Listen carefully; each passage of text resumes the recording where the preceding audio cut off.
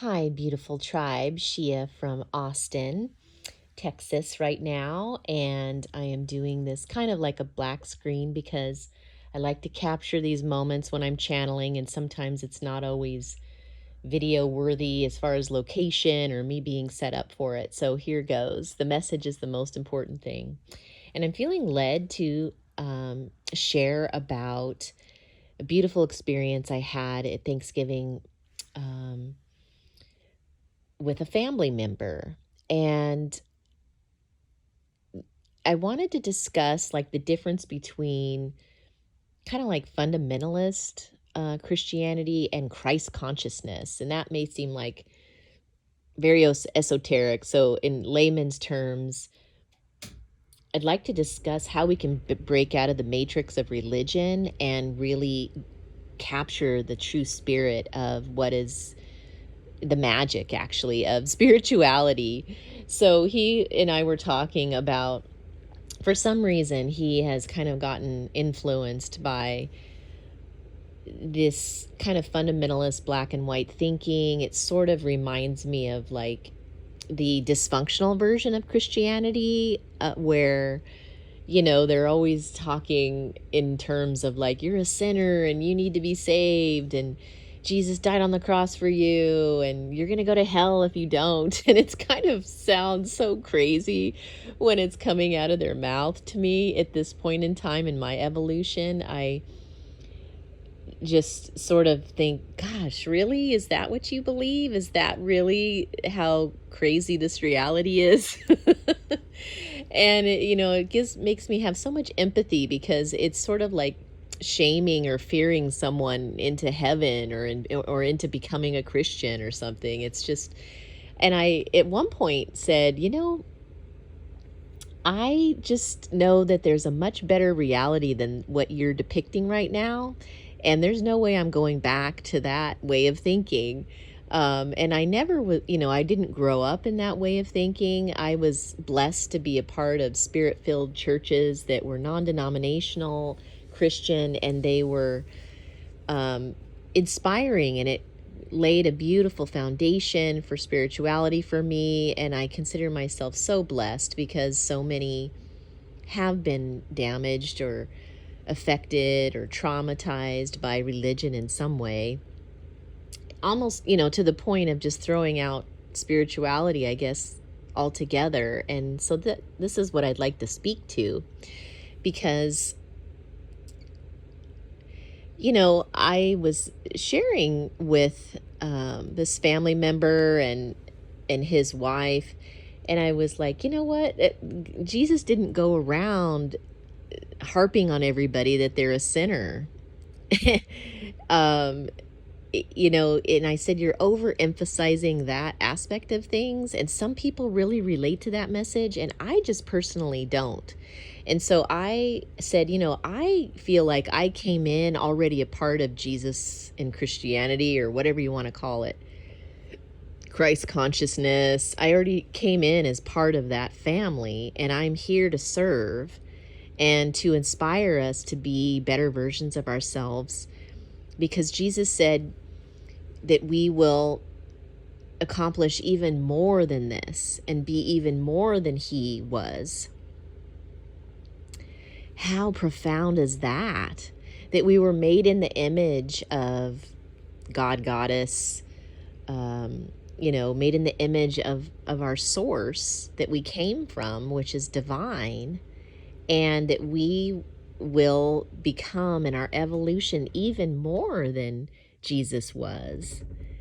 And that we're to be focusing on that. It's like, let's get on with this story. This whole you're a sinner thing and need to be saved is so old school. It's like, it's boring, like I'm so past that. I like, let's get on with the story of becoming Christ-like, of becoming the best versions of ourselves, of activating into and evolving into why why we're here in the first place, and why we chose to be here on the planet at this time, as we awaken into all that we are, because we are made of the same stuff that the source is, which is perfection and ideal and divine.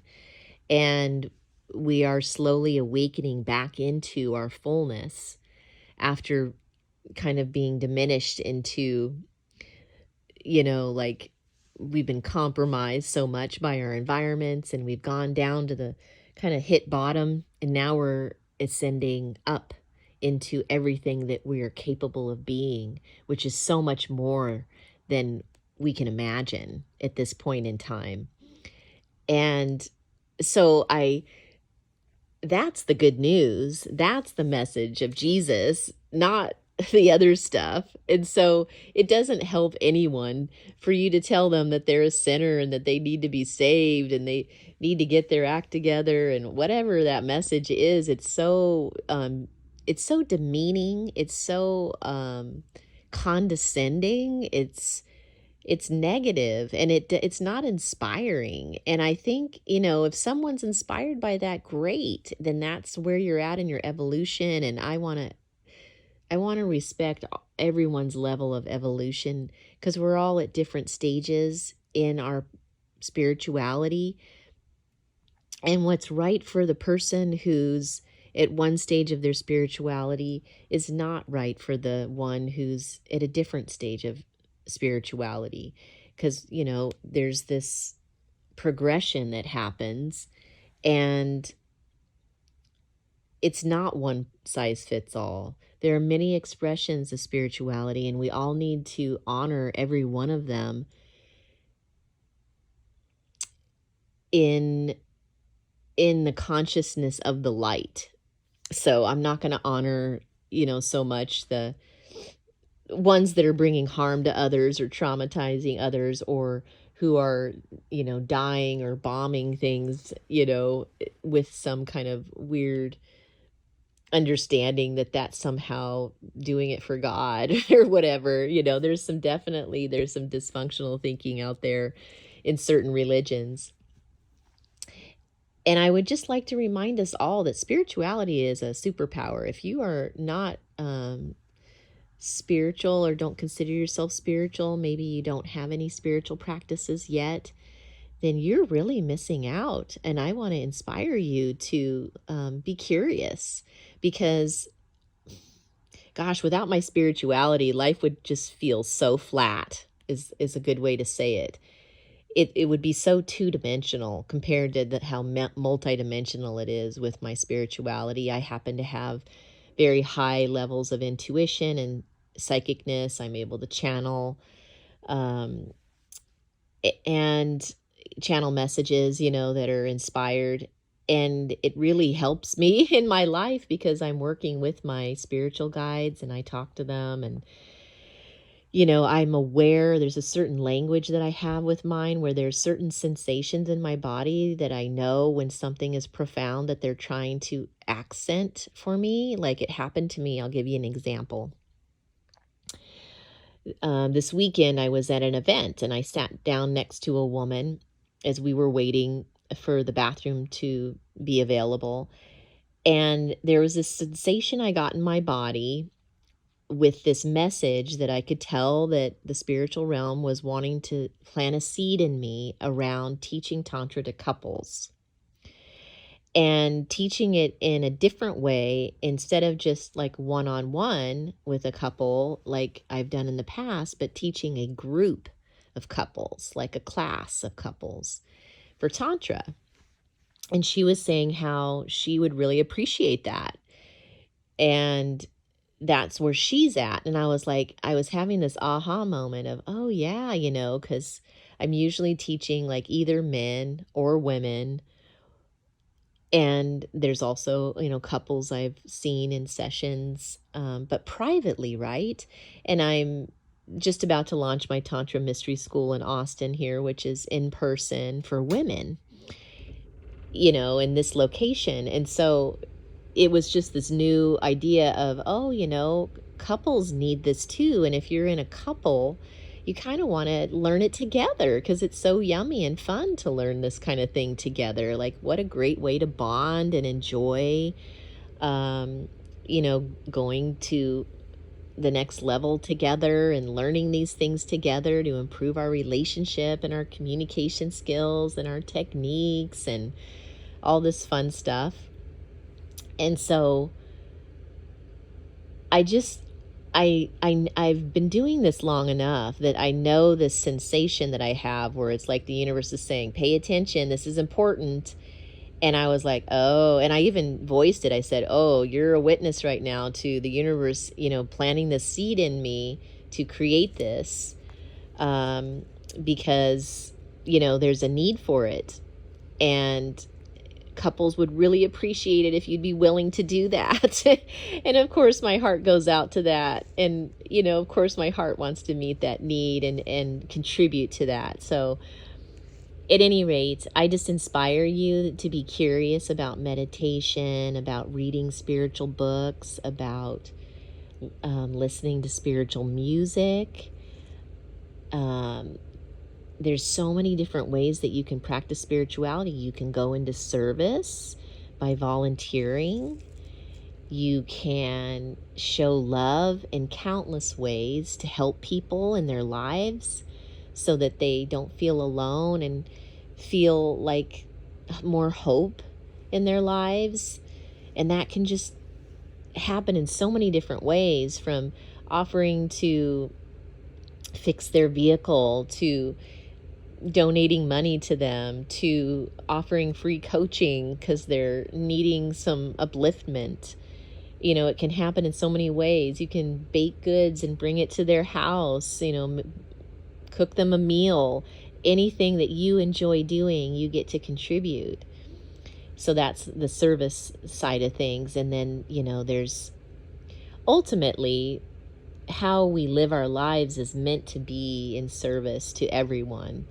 And, we have this lingo that we call business or career or our work, which in all honesty is supposed to be our life's purpose if we're completely in alignment with why we're here.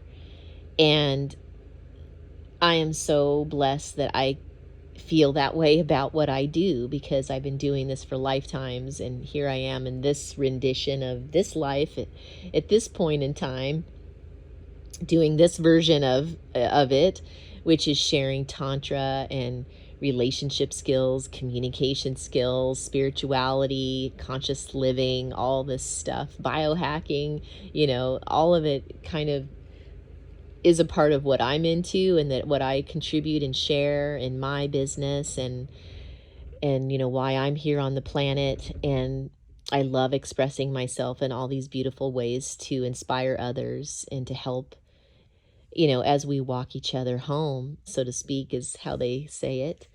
Because we're here to support each other and enjoy this process of awakening as we evolve more and more, and it's happening even faster and faster these days.